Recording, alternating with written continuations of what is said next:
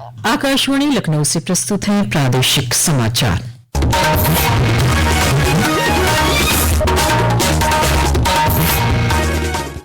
मुख्य समाचार। उत्तर प्रदेश विधानमंडल में अनुपूरक बजट पास, सत्र अनिश्चितकाल के लिए स्थगित। मुख्यमंत्री योगी आदित्यनाथ ने कहा, विपक्ष के अलोकतांत्रिक रवैये के चलते सदन में नहीं हो सकी चर्चा। एनएचएआई ने कानपुर लखनऊ एक्सप्रेसवे पर सड़क धंसने के मामले में जिम्मेदारों पर शुरू की कार्रवाई। सड़क मरम्मत पूरी होने तक यात्रियों से नहीं वसूला जाएगा टोल।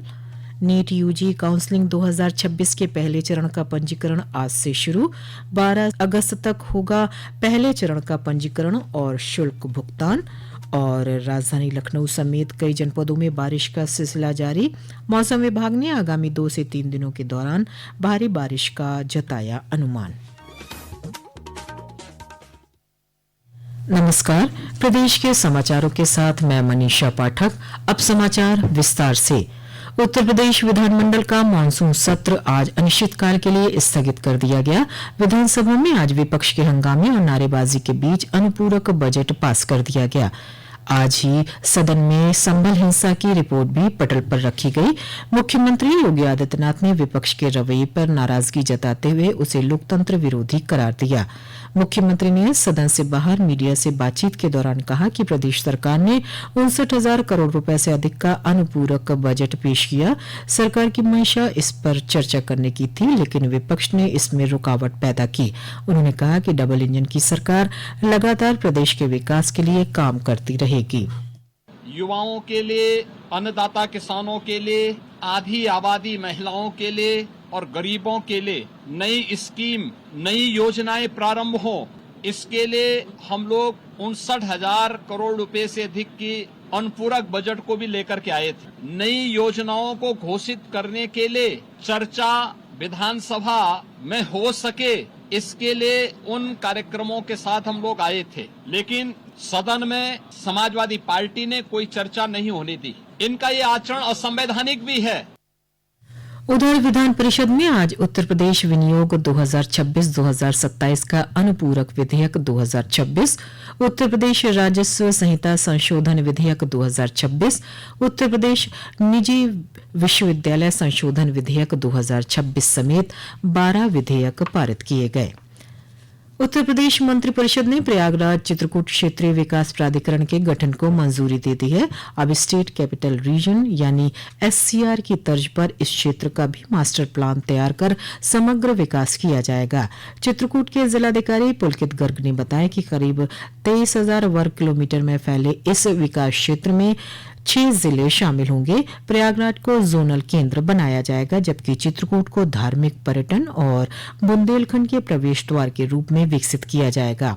कौशाम्बी को बौद्ध पर्यटन केंद्र, फतेहपुर को कृषि व्यापारिक केंद्र तथा बांदा को बुंदेलखंड का आर्थिक केंद्र बनाया जाएगा। वहीं हमीरपुर और महोबा को खनिज एवं औद्योगिक विकास केंद्र के रूप में विकसित करने की योजना है। भारतीय राष्ट्रीय राजमार्ग प्राधिकरण एनएचएआई ने कानपुर लखनऊ एक्सप्रेसवे पर सड़क धंसने के मामले में देखरेख करने वाली कंपनी और संबंधित अधिकारियों पर अनुशासनात्मक कार्रवाई शुरू कर दी है। आज लखनऊ में एक प्रेस वार्ता में एनएचएआई के क्षेत्राधिकारी गौतम विशाल ने बताया कि परियोजना के निर्माण और निगरानी में पाई गई कमियों के लिए जिम्मेदार सभी पक्षों की जवाबदेही तय की जा रही है। हम लोग इन्वेस्टिगेशन करके हम लोगों ने एक्शन भी लिया है, जैसे कि कंसेशनर का प्रोजेक्ट मैनेजर जो वहाँ थे डीजीएम हाईवेज को इमीडिएट सस्पेंड भी किए हैं और उसको 2 साल के लिए डिवार भी किया गया है। ये ऑलरेडी एक्शन 30 तारीख को ही ले लिया गया है। इसके अलावा जो इंडिपेंडेंट इंजीनियर हैं, उनके टीम लीडर जो प्रोजेक्ट के ड्यूरेशन में सुपरविजन में थे और अभी भी थे, और रेसिडेंट इंजीनियर, उनको भी सस्पेंड कर दिया गया और 2 साल तक के लिए उनको भी डिवार किया गया। उन्होंने बताया कि फिलहाल सड़क धंसने वाले स्थान पर यातायात का डायवर्जन कर दिया गया है और वाहनों का आवागमन सुचारू रूप से जारी है। सुधार कार्य पूरा होने तक यात्रियों से कोई टोल नहीं लिया जाएगा। टोल राजस्व की हानि की वसूली निर्माण और देखरेख करने वाली कंपनी से की जाएगी। मेडिकल परामर्श समिति ने नीट यूजी काउंसलिंग 2026 के पहले चरण का पंजीकरण आज से शुरू कर दिया है। आधिकारिक कार्यक्रम के अनुसार पहले चरण का पंजीकरण और शुल्क भुगतान आज से 12 अगस्त तक होगा। हालांकि शुल्क भुगतान 12 अगस्त शाम 6 बजे तक किया जा सकता है। अभ्यर्थी कल से 13 अगस्त तक अपनी पसंद दे सकते हैं। अपना चयन बताने की सुविधा 13 अगस्त सवेरे 11 बजे बंद हो जाएगी। पहले चरण की सीट आवंटन प्रक्रिया 13 अगस्त से 16 अगस्त तक चलेगी और परिणाम 17 अगस्त को घोषित किए जाएंगे। जिन उम्मीदवारों को सीटें आवंटित की गई हैं, उन्हें 18 अगस्त से 22 अगस्त के बीच अपने संबंधित संस्थानों में रिपोर्ट करना होगा। संस्थान 23 अगस्त को उम्मीदवारों के डेटा का सत्यापन करेंगे। स्वास्थ्य मंत्रालय ने उम्मीदवारों को MCC पोर्टल पर पंजीकरण, चयन भरने और सीट आवंटन प्रक्रिया समझने में सहायता करने के लिए वीडियो जारी किए हैं। इन वीडियो का उद्देश्य काउंसलिंग प्रक्रिया को सरल और विद्यार्थी अनुकूल तरीके से समझाकर उम्मीदवारों को मार्गदर्शन देना है। समाचार कक्ष से मैं मुकेश कुमार। राज्यपाल आनंदीबेन पटेल की अध्यक्षता में आज गोरखपुर के मदन मोहन मालवीय प्रौद्योगिकी विश्वविद्यालय का 11वां दीक्षांत समारोह संपन्न हुआ। समारोह को संबोधित करते हुए राज्यपाल ने कहा कि विकसित भारत के निर्माण में युवाओं की भूमिका सबसे महत्वपूर्ण है। उन्होंने विद्यार्थियों से आह्वान किया कि वे अपनी शिक्षा, प्रतिभा और कौशल का उपयोग समाज और राष्ट्र के हित में करें। तकनीकी विश्वविद्यालयों में बेहतर आधारभूत सुविधाओं के विकास पर जोर देते हुए राज्यपाल ने निर्देश दिया कि प्रदेश के सभी तकनीकी विश्वविद्यालयों के भवनों को एक रूपता के साथ डिजाइन किया जाए। साथ ही प्रत्येक संस्थान में 5 सदस्यीय समिति गठित की जाए, जिसमें विद्यार्थियों को भी शामिल किया जाए। ये समिति समय समय पर उपलब्ध संसाधनों, आवश्यक सुविधाओं और भविष्य की जरूरतों की समीक्षा करेगी।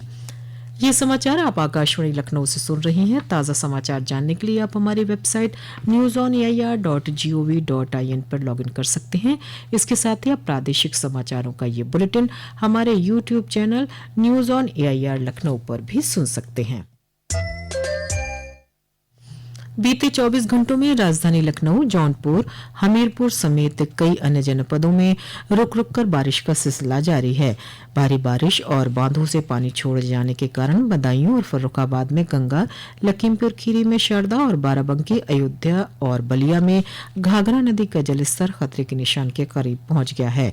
मौसम विभाग ने राज्य में सक्रिय मानसूनी परिस्थितियों के चलते आगामी 2 से 3 दिनों के दौरान भारी बारिश का अनुमान जताया है। प्रदेश के सभी जनपदों में 9 से 17 अगस्त के बीच हर घर तिरंगा अभियान 2026 का आयोजन चरणबद्ध तरीके से किया जाएगा।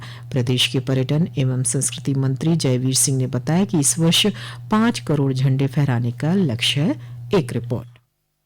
हर घर तिरंगा अभियान में 6 से 8 अगस्त तक चलने वाले पहले चरण में स्कूलों की दीवारों और बोर्डों को तिरंगे से प्रेरित कलाकृतियों से सजाया जाएगा। 9 से 12 अगस्त के बीच होने वाले दूसरे चरण में प्रत्येक जनपद के तकनीकी संस्थानों में जिलाधिकारी द्वारा स्वतंत्रता आंदोलन पर आधारित प्रतियोगिता कराई जाएगी। इसके अलावा तिरंगा महोत्सव, तिरंगा मेले का आयोजन भी किया जाएगा। तीसरे चरण में 13 से 15 अगस्त के बीच शिक्षण संस्थानों में रैलियां आयोजित कराई जाएंगी। मेरठ, चौरी चौरा, झांसी किला, बिठूर, रेजिडेंसी, बलिया, सुहेलदेव स्मारक पर 9 से 15 अगस्त तक विशेष आयोजन भी किए जाएंगे। इस अभियान के लिए राष्ट्रीय ग्रामीण आजीविका मिशन के अंतर्गत स्वयं सहायता समूह की महिलाओं द्वारा 2 करोड़ झंडों का निर्माण किया जाएगा। वहीं 1 करोड़ झंडे शहरी क्षेत्र में राष्ट्रीय शहरी आजीविका मिशन के समूहों के माध्यम से तैयार कराए जाएंगे। समाचार कक्ष से सुशील चंद्र तिवारी।